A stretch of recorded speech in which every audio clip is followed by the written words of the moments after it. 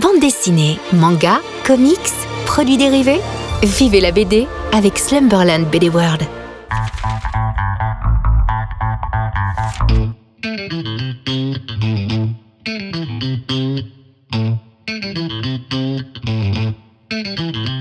Salut à tous, bienvenue dans cette séquence coup de cœur. Aujourd'hui, je vous parle de Identité trouble, ma retraite et thérapie de groupe.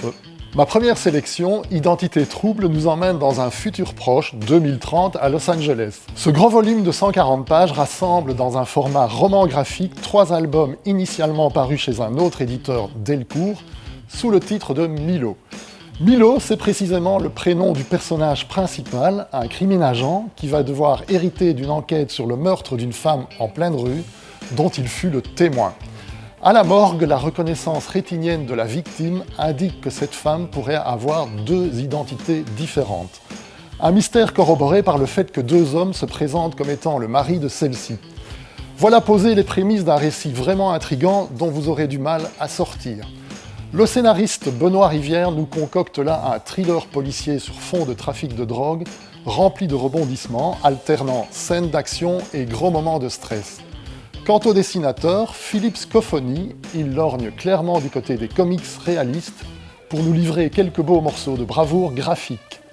Bref, les amateurs de thrillers remercieront l'éditeur Humanoid Associé d'avoir exhumé ce passionnant triptyque qui était passé un peu inaperçu à l'époque de sa sortie.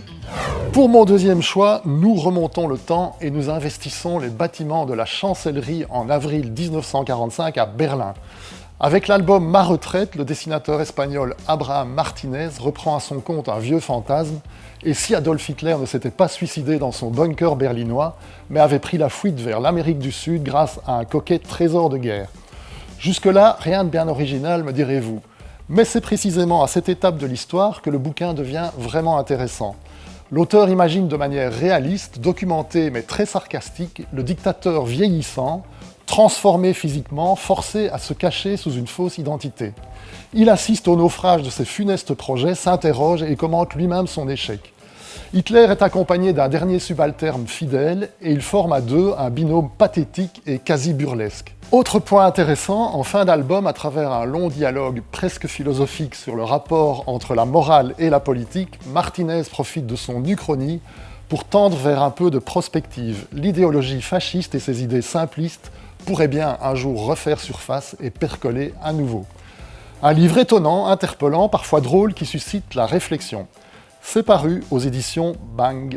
On termine avec un énorme coup de cœur pour le nouvel album du toujours génial Manu Larsenet, paru chez Dargaud. Alors Larsenet, j'imagine que vous le connaissez, on l'a vu dans le registre humoristique avec Retour à la Terre, ou dans un trip très noir avec sa série Blast.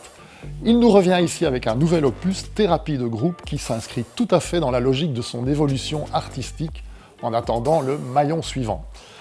Dans ce petit chef-d'œuvre, il met en scène un auteur de BD qui, après des années de gloire et de succès, se retrouve confronté à l'angoisse de la page blanche.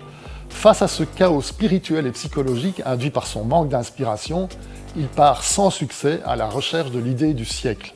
Désarçonné, il convoque même des grands créateurs, Nietzsche, Dieu, se confronte à Cézanne pour finalement passer en revue l'histoire de l'inspiration à travers les siècles dans des petites capsules désopilantes.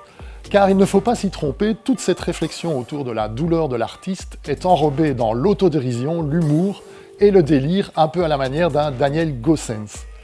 C'est donc un opus touchant, très drôle, tout entier résumé dans cette phrase de Nietzsche, qui en fin de compte pourrait résumer tout le travail de Larsenet. Il faut avoir du chaos en soi pour enfanter d'une étoile qui danse. Voilà, c'était mes 3 coups de cœur, j'espère qu'ils vous plairont. À très bientôt.